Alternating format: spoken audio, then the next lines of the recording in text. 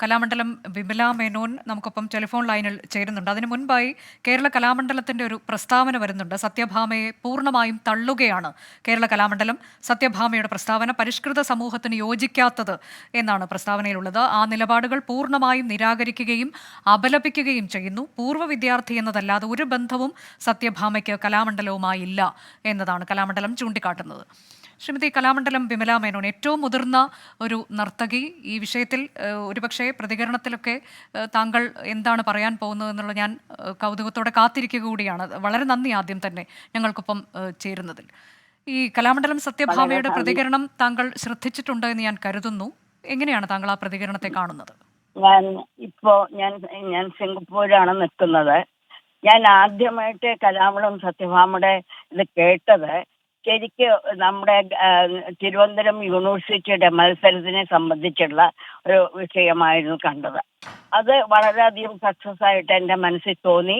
അതായത് എൻ്റെ ജീവിതത്തിൽ 63 കൊല്ലമായിട്ട് ഞാൻ ഈ ഫീൽഡിൽ നിൽക്കുന്ന ആളാണ്.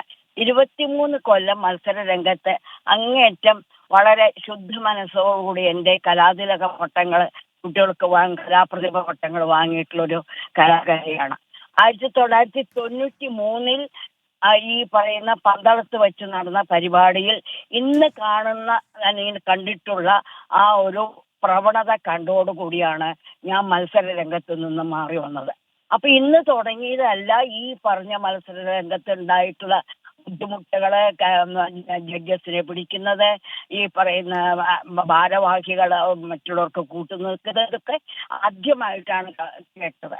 അപ്പൊ അതിനെ സംബന്ധിച്ച് തുടങ്ങിയ ഈ ഒരു പരിപാടി അല്ലെങ്കിൽ ഈ പറയുന്ന വിഷയം അത് വീണ്ടും സർവകലാ പ്രതിഭകളെ സൃഷ്ടിക്കാൻ വേണ്ടി മുന്നോട്ട് വന്നു എന്നാണ് ഞാൻ മനസ്സിൽ വിചാരിച്ചത്.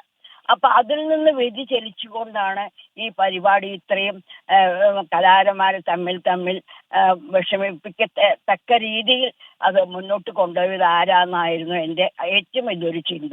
അത് മാത്രമല്ല, കലാമണ്ഡലം എന്ന് പറയുന്നത് വളരെയധികം പവിത്രമായ ഒരു സ്ഥലമാണ്. ആ സ്ഥലത്തുള്ള വ്യക്തികൾ തമ്മിൽ അങ്ങോട്ടും ഇങ്ങോട്ടും തർക്കങ്ങളല്ല ആവശ്യം.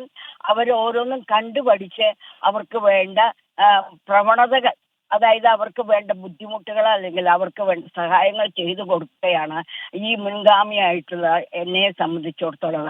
ഞാൻ ഈ പറയുന്ന മോഹിനിയാട്ടം, അതായത് എൻ്റെ മനസ്സിലുണ്ടായത് ഒരു പക്ഷേ ഈ യൂത്ത് ഫെസ്റ്റിൽ വീണ്ടും നടത്താൻ വേണ്ടിയായിരിക്കും ഇത്രയും ബഹളങ്ങൾ നടന്നതെന്ന് ഞാൻ മനസ്സിലാക്കി.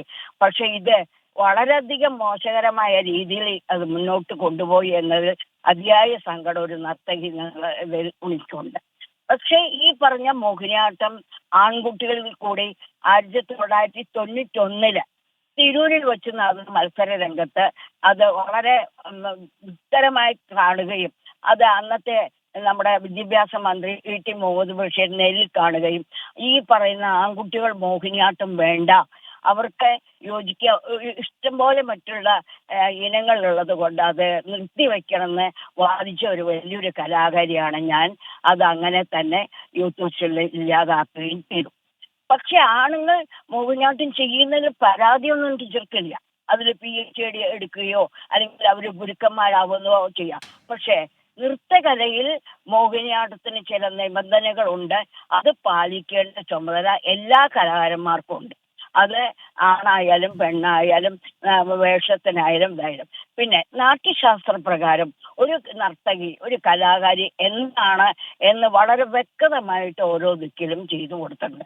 മാനുവൽ പരിഷ്കത്തിൽ ഞങ്ങൾ അത് വളരെ വ്യക്തമായിട്ട് പറഞ്ഞു കൊടുത്തിട്ടുണ്ട്.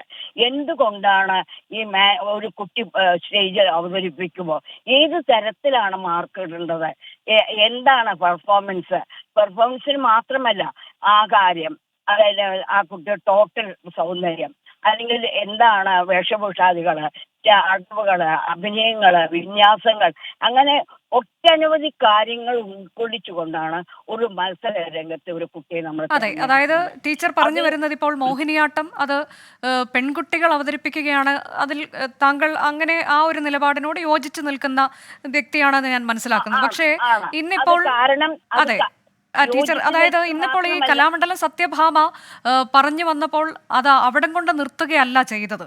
പകരം ഒരു അധിക്ഷേപത്തിലേക്ക് പോകുന്നതാണ് കണ്ടത്. ആ വാക്കുകൾ താങ്കൾ ശ്രദ്ധിച്ചിട്ടുണ്ടോ എന്ന് എനിക്കറിയില്ല. നമുക്കൊപ്പം തത്സമയം ഇരിക്കുന്നുണ്ട് RLV രാമകൃഷ്ണൻ. താങ്കൾക്കറിയാം എന്ന് ഞാൻ കരുതുന്നു ടീച്ചർ.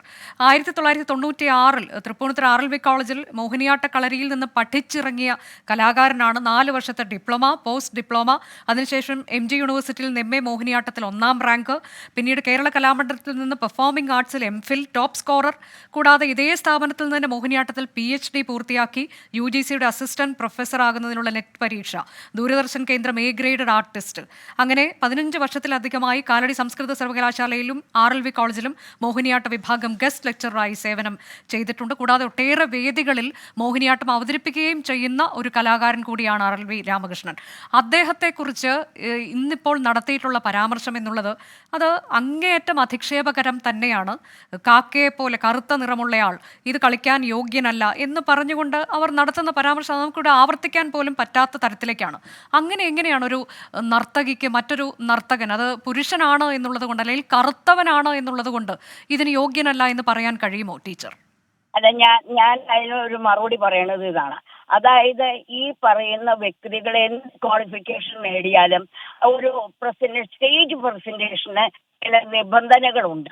ആ നിബന്ധനകൾ പാലിക്കാൻ എല്ലാ കലാകാരന്മാർക്കും വളരെ ആവശ്യമാണ്. അത് മാത്രമല്ല, ഇത് ഇത്രയും അതായത് ഇത് ഏത് വഴി കൂടെ തിരിഞ്ഞു പോയിച്ചാൽ ഇത് ചോദ്യങ്ങളുടെ ഒരു വർഷം വന്നപ്പോൾ ഒരു പക്ഷേ അക്ഷരപശക കൊണ്ട് ഒരു പക്ഷേ ഈ പറഞ്ഞ മാറ്റങ്ങൾ ഉണ്ടാക്കാം. അതിനെ ഇത്രയും വിപുലീകരിച്ച് അതൊരു കലാകാരിയെ താത്തേണ്ട കാര്യവുമില്ല, ഒരു കലാകാരൻ അതിനെ താഴേണ്ട കാര്യവുമില്ല. ഈ പറയുന്ന വ്യക്തികൾ എല്ലാവരും ക്വാളിഫൈഡ് ആണെങ്കിലും ആ ക്വാളിഫൈഡ് ആയിട്ടുള്ള എല്ലാവർക്കും എല്ലാ ദിക്കിലും വിജയിച്ചു വരാൻ സാധിച്ചു എന്ന് വരില്ല. അപ്പൊ അതിനൊരു കാര്യമുണ്ട്. ഇപ്പൊ നമ്മൾ ഡോക്ടറേറ്റ് എടുത്തു അല്ലെങ്കിൽ നമ്മുടെ 3 5 പ്രോഗ്രാം നടത്തി എന്തുകൊണ്ട് മാത്രം അതിനൊരു എക്സാമ്പിൾ ആയിരുന്നു സംഗീത നാടക അക്കാദമിയിൽ അവതരിപ്പിക്കാൻ ഈ പറഞ്ഞ രാമകൃഷ്ണന്റെ സകല പരിപാടികളും ഞാൻ കണ്ടിട്ടുള്ള വ്യക്തിയാണ്. അതെന്റെ തെറ്റുകുട്ടികൾ ഞാൻ നേരിട്ട് പറയുമ്പോൾ വളരെ സന്തോഷത്തോടു കൂടി തിരുത്തിയിട്ടുള്ള ഒരു വ്യക്തിയാണ്. അതുകൊണ്ട് എനിക്ക് കലാമണ സത്യഭാമയുടെ കഴിവും എനിക്കറിയാം, ഈ പറയുന്ന രാമകൃഷ്ണന്റെ കഴിവും രണ്ടുപേർക്കും വളരെ കഴിവുള്ളവർ തന്നെയാണ്. പക്ഷേ നിസ്സാര കാര്യങ്ങൾ കൊണ്ട് അത് മറ്റുള്ള ചാനൽ കൊണ്ടോ അല്ലെങ്കിൽ മാധ്യമ പ്രവർത്തകരുടെ ഒരു പബ്ലിസിറ്റിക്ക് വേണ്ടി ഇവർ അങ്ങോട്ടും ഇങ്ങോട്ടും തർക്കിക്കരുത് എന്ന് മാത്രമാണ് വിമല ടീച്ചർക്ക് പറയാനുള്ളത്.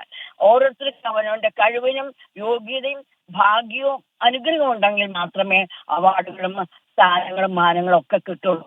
അതിന് രാമകൃഷ്ണൻ എന്തെങ്കിലും വിഷമം തോന്നിയിട്ടെങ്കിൽ രാമകൃഷ്ണൻ ഒരു ചേച്ചി എന്നുള്ള ലെവലിൽ, സത്യഭാമ ഒരു സിസ്റ്റർ എന്നുള്ള ലെവൽ അത് ക്ഷമിക്കണം എന്നാണ് ഞാൻ പറയണത്. വേറെ ഒന്നും ഉണ്ടല്ല, നമുക്ക് ഇപ്പൊ ക്വാളിഫൈഡ് ഒക്കെ ആയിക്കോട്ടെ, അപ്പോൾ അത്രയും ക്വാളിഫൈഡ് ഒരു പക്ഷെ സത്യഭാമയ്ക്ക് കിട്ടിയിട്ടില്ലായിരിക്കാം. പക്ഷെ സീനിയാരിറ്റി തന്നെയാണ്. അപ്പൊ അതിൽ എന്തെങ്കിലും തയ്യാറ് ഏത് ബേസിലാണ് അത് ഞാൻ മുഴുവൻ കേട്ടിട്ടില്ല. ആരാണ് ക്വസ്റ്റ്യൻ ചോദിച്ചതെന്നോ അല്ലെങ്കിൽ എന്തുകൊണ്ടാണ് അങ്ങനെ ഒരു വായിൽ നിന്ന് അങ്ങനെ വന്നതെന്നൊന്നും എനിക്കറിയില്ല.